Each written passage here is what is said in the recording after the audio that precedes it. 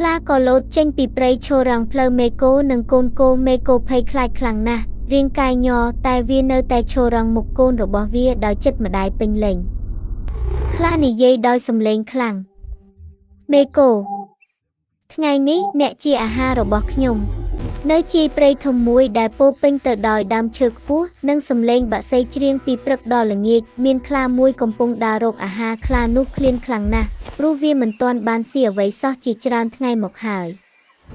នៅពេលនោះខ្លាបានឃើញមេកូមួយកំពុងដើរយឺតជាមួយកូនគោតូចមួយដែលទើបនឹងកើតមិនបានយូរកូនគោមើលទៅស្រស់ស្អាតនិងស្មោះស្រឡាញ់ណាស់កំពុងដើរតាមម្ដាយរបស់វាហើយបើដោះពេលខ្លះ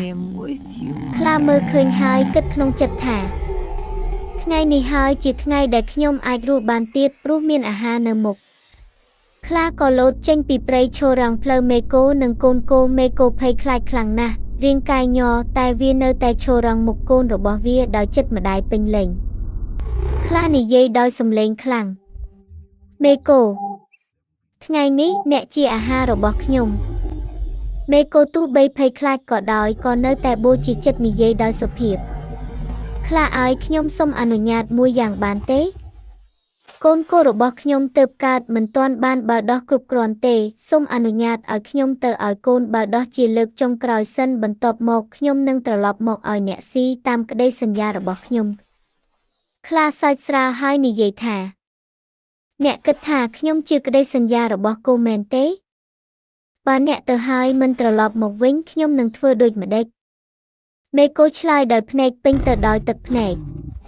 ជីវិតម្ដាយមួយអាចបោកប្រាស់បានប៉ុន្តែក្តីសន្យារបស់ម្ដាយមិនដែលបំពានឡើយខ្លាមើលឃើញក្តីស្មោះត្រង់ក្នុងភ្នែកមេកូក៏គិតស្ទាក់ស្ទើរមួយផ្លែតមុននឹងនិយាយថាល្អខ្ញុំនឹងឲ្យឱកាសអ្នកតែបើអ្នកមិនត្រឡប់មកវិញខ្ញុំនឹងចាប់កូនអ្នកជំនួសមេកូអោបកូនគោរបស់វាហើយនាំទៅកន្លែងស្ងប់ស្ងាត់មួយវាឲ្យកូនគោបើដោះយូរជាងធម្មតាហើយភ្នែកវាមានទឹកភ្នែកហូរមិនឈប់បន្ទាប់មកមេកូនិយាយដោយសំឡេងញ័រកូនអើយថ្ងៃនេះប្រហែលជាម្ដាយមិនអាចនៅជាមួយកូនបានទៀតទេត្រូវចាំថាត្រូវធ្វើជាគោល្អមានចិត្តកញោនិងរស់ដោយសេចក្តីស្មោះត្រង់កូនគោភ្ញាក់ផ្អើលហើយនិយាយទាំងទឹកភ្នែកម្ដាយទៅណាកូនមិនចង់ឲ្យម្ដាយទៅទេ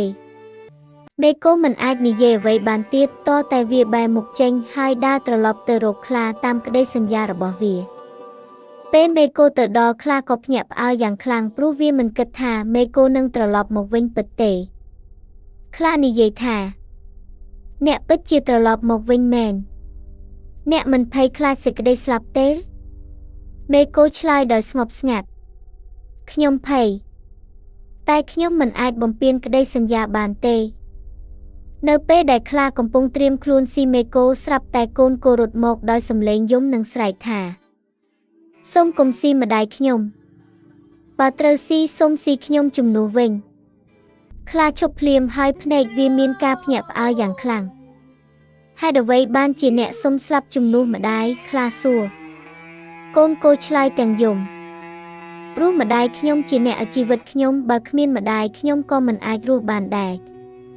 ពាក្យទាំងនោះប៉ះពាល់ដល់ចិត្តខ្លាដែលរឹងមាំបំផុតជីវិតវាមិនធ្លាប់ឃើញក្តីកញោដូចនេះឡើយខ្លានឹកឃើញថាទោះបីជាសត្វព្រៃក៏ដោយក៏អាចមានចិត្តមេត្តានិងសេចក្តីស្រឡាញ់ដូចគ្នា